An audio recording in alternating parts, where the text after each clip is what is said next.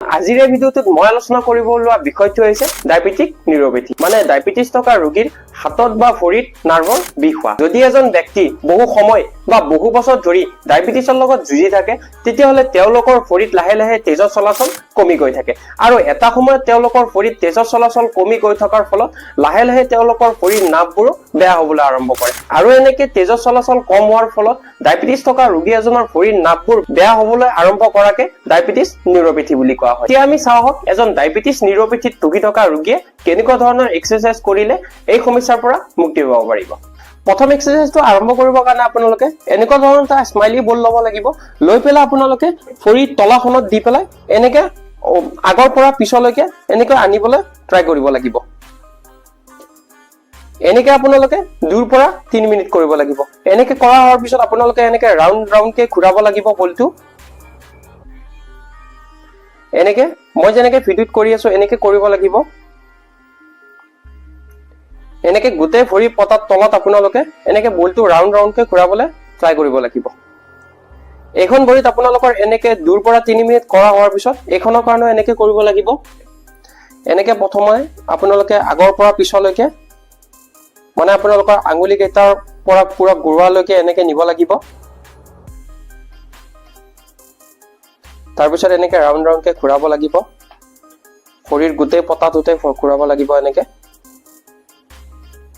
এনেকেও আপোনালোকে এইখন ভৰিৰ কাৰণে 2 পৰা 3 মিনিট কৰিব লাগিব। তাৰপিছত এক্সাৰসাইজটোৰ কাৰণে আপোনালোকে এনেকে ভৰি দুখন লৈ পেলাই আপোনালোকৰ আঙুলি কেইটা এনেকে ওপৰলৈ উঠাব লাগিব। ভৰি ঘূৰোৱাটো তলত থাকিব, এনেকে আঙুলি কেইটা অকল উঠাব লাগিব। এনেকে আপোনালোকে 10 পৰা 20 বাৰ কৰিব লাগিব। এনেকে 10 পৰা 20 বাৰ কৰা হোৱাৰ পিছত এনেকে আপোনালোকে এবাৰ উঠাই পেলাই 3 পৰা 5 সেকেন্ড হোল্ড কৰিব লাগিব।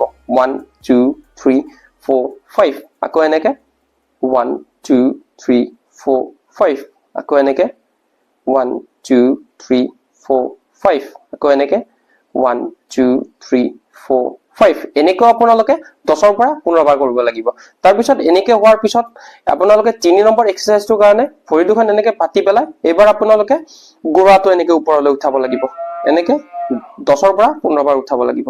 1 2 3 4 5 6 2 3 4 5 আকৌ এনেকৈ 1 2 3 4 5 এনেকৈ আপোনালোকে হোল্ড কৰি পেলাই 10 পৰা 15 বাৰ কৰিব লাগিব।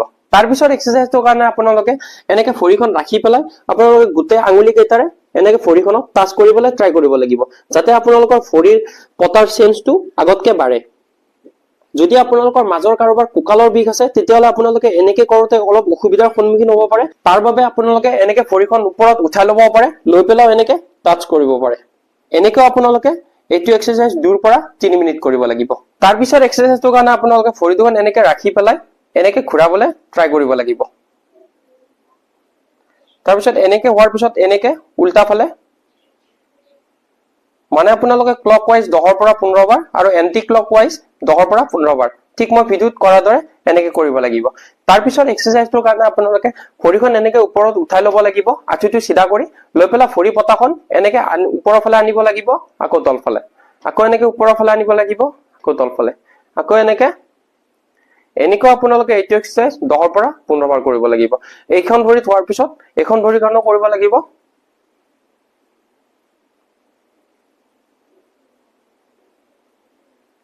এনেকে তাৰপিছত এক্সাৰসাইজটোৰ কাৰণে আপোনালোকে এনেকে থিয় হ'ব লাগিব। হৈ পেলাই আপোনালোকে এনেকে ভৰি পতাটো ওপৰলৈ উঠাব লাগিব। 1 আকৌ 2 আকৌ 3 4 আকৌ এনেকে 5 এনেকে উঠা আপোনালোকে হলো কৰিব পাৰে। 1 2 3 4 5 আকৌ এনেকে 1 2 3 4 5 এনেকৈ আপোনালোকে এইটো এক্সাৰসাইজ 10 পৰা 15 বাৰ কৰিব লাগিব। আজিলৈ এইখিনিয়ে। আশা কৰিছো আজিৰ এই ভিডিঅ'টোৰ পৰা আপোনালোকৰ অলপ হলেও সহায় হ'ব। আৰু ইয়াৰ লগতে যদি আপোনালোকৰ ফিজিঅথেৰাপি এক্সাৰসাইজ ৰিলেটেড কিবা কুৱেশ্যন আছে তেতিয়াহ'লে মোৰ এই ভিডিঅ'টোৰ তলত কমেন্ট কৰিব। মই সকলোৰে কমেন্টৰ ৰিপ্লাই কৰিবলৈ নিশ্চয়